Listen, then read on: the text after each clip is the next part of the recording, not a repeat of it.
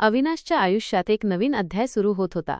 तो 25 वर्षांचा होता, एक यशस्वी सॉफ्टवेअर इंजिनियर, मुंबईच्या एका मोठ्या कंपनीत काम करत होता.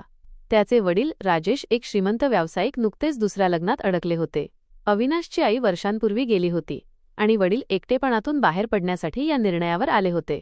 नवी पत्नी रिया 38 वर्षांची एक सुंदर आणि बुद्धिमान स्त्री होती. ती पूर्वी एका फॅशन डिझायनर म्हणून काम करत होती, पण लग्नानंतर घर सांभाळण्यासाठी नोकरी सोडली होती. अविनाशला सुरुवातीला हे लग्न पटलं नव्हतं. रिया त्याच्यापेक्षा फक्त 13 वर्षांनी मोठी होती आणि तिची उपस्थिती त्याच्या वडिलांच्या घरात एक प्रकारची अस्वस्थता आणत होती. पण वडील खुश होते आणि अविनाशने त्यांना आनंदी पाहण्यासाठी स्वीकारलं. घरात आता 3 जण होते, राजेश, रिया आणि अविनाश.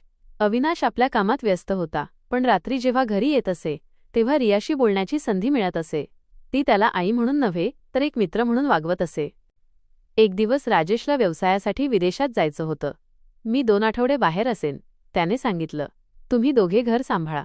अविनाशने होकार दिला, पण रियाने त्याच्याकडे एक विचित्र नजर टाकली. त्या रात्री राजेश गेल्यानंतर घर शांत होतं. अविनाश आपल्या खोलीत काम करत होता, जेव्हा रिया दार ठोठावत आली. "अविनाश, तुला जेवणाची गरज आहे का?" तिने विचारलं.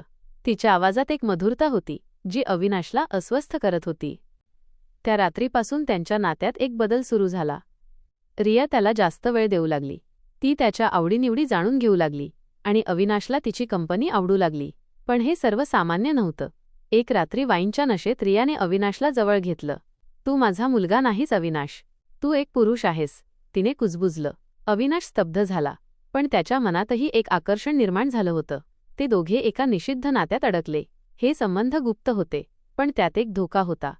दिवस जात होते आणि राजेश परत येण्यापूर्वी त्यांचे संबंध अधिक गहन होत गेले. अविनाशला अपराधी वाटत होतं, पण रियाची मोहिनी त्याला रोखू शकत नव्हती.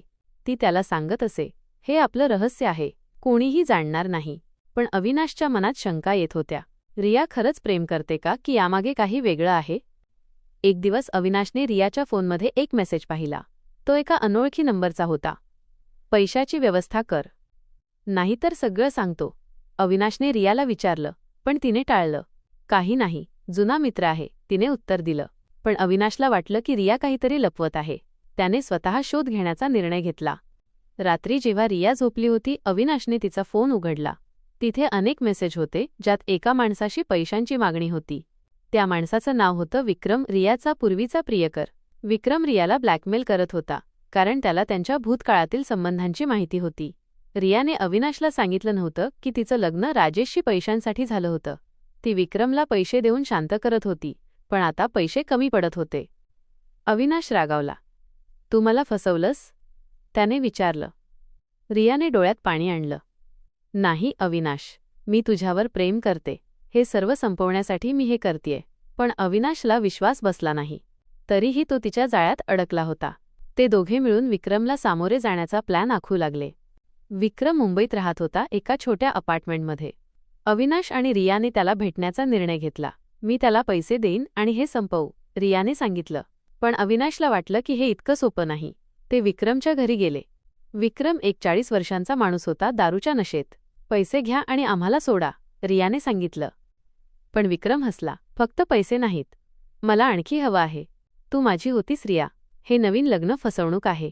अविनाश रागावला आणि विक्रमवर हल्ला केला. दोघे भांडू लागले. रियाने मध्यस्थी करण्याचा प्रयत्न केला, पण विक्रमने एक चाकू काढला. संघर्षात अविनाशने विक्रमला धक्का दिला आणि तो भिंतीवर आदळला. विक्रमच्या डोक्याला मार लागला आणि तो बेशुद्ध झाला. "तो मेला का?" रियाने घाबरून विचारलं. अविनाशने तपासलं, वजा विक्रमच्या नाड्या थांबल्या होत्या. ते दोघे घाबरले. हे अपघात होता, अविनाशने स्वतःला समजावलं. पण आता ते एका गुन्ह्यात अडकले होते. त्यांनी विक्रमचा मृतदेह लपवण्याचा प्लॅन आखला. ते रात्रीच्या अंधारात त्याचा मृतदेह एका नदीत फेकला. "कोणीही शोधणार नाही," रियाने सांगितलं. पण हे रहस्य त्यांच्या नात्यात एक विष आणलं. अविनाशला रात्री स्वप्न पडत आणि रिया अधिक गुप्त होत गेली. दुसऱ्या दिवशी विक्रमचा मृतदेह सापडला. पोलीस इन्स्पेक्टर अनिता शर्मा या केसची तपासणी करत होत्या. त्या एक अनुभवी अधिकारी होत्या, ज्यांनी अनेक गुन्हे सोडवले होते. विक्रमच्या फोनमध्ये रियाचे मेसेज सापडले आणि पोलीस रियाकडे पोहोचले. "तुम्ही विक्रमला ओळखता?" अनिताने विचारलं. रियाने नकार दिला, पण तिच्या चेहऱ्यावर घबराट दिसत होती. अविनाशही तिथे होता. आणि त्याने रियाला मदत करण्याचा प्रयत्न केला. पण पोलिसांना शंका आली. त्यांनी विक्रमच्या अपार्टमेंटची तपासणी केली आणि तिथे अविनाशचा एक हेअर क्लिप सापडला. माणसं तो अपघाताने पडला होता. अनिता शर्माने अविनाशला बोलावलं. तुम्ही विक्रमला कधी भेटलात? अविनाशने खोटं सांगितलं. पण अनिता बुद्धिमान होत्या. त्या विक्रमच्या ब्लॅकमेलिंगच्या इतिहासाचा शोध घेत होत्या. दरम्यान राजेश परत आला आणि घरात तणाव वाढला. राजेशला रिया आणि अविनाशमध्ये काहीतरी आहे असं वाटू लागलं. राजेशने एक दिवस अविनाश आणि रियाला एकत्र पकडलं. हे काय चाललंय? त्याने ओरडलं. अविनाश घाबरला, पण रियाने शांतपणे सांगितलं, राजेश, हे प्रेम आहे. राजेश रागावला आणि त्याने अविनाशला घराबाहेर काढण्याची धमकी दिली. पण रियाने राजेशला रोखलं. त्या रात्री राजेश आणि रियात भांडण झालं. दुसऱ्या दिवशी राजेश मृत सापडला. त्याच्या हृदयविकाराचा हल्ला असं डॉक्टर म्हणाले. पण अविनाशला शंका आली. रियाने राजेशच्या औषधात काही मिसळलं का? त्याने रियाला विचारलं आणि तिने कबूल केलं. तो आमच्या मार्गात होता अविनाश. आता सर्व मालमत्ता आमची आहे. अविनाश स्तब्ध झाला. रिया खरंच एक गुन्हेगार होती. तिने विक्रमला मारण्यासाठी अविनाशचा उपयोग केला आणि आता राजेशला. अविनाशने पोलिसांना सांगण्याचा निर्णय घेतला, पण रियाने त्याला धमकावलं. तूही या गुन्ह्यात अडकलास. अनिता शर्माने केसचा अधिक तपास केला. तिला रियाच्या भूतकाळाची माहिती मिळाली, वजा ती पूर्वीही ब्लॅकमेलिंगमध्ये अडकली होती. अनिताने अविनाशला एकट्यात बोलावलं. तुम्ही सत्य सांगा, मी तुम्हाला मदत करेन. अविनाशने सर्व कबूल केलं.